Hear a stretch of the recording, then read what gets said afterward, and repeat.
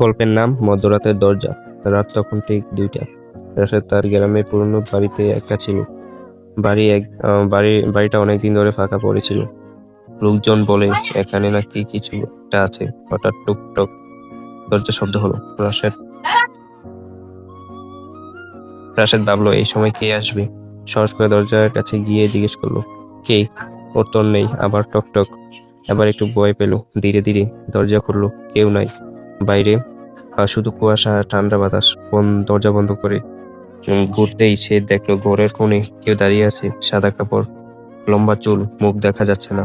রাশেদের গলা শুকিয়ে গেল। সে দৌড় দিতে যাবে তখনই পিছন থেকে একটা ঠান্ডা কণ্ঠস্বর, দরজা খুলে দিল কেন?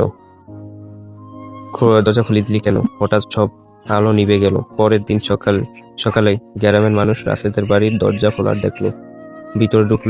ভিতরে ঢুকে কাউকে আর খুঁজে পেল না। শুধু দরজার উপর লেখা ছিল, আমি আবার আসবো। গল্পটি শেষ। এরকম গল্প পেতে চাইলে চ্যানেলটি সাবস্ক্রাইব করে বেশি বেশি শেয়ার করে দেন।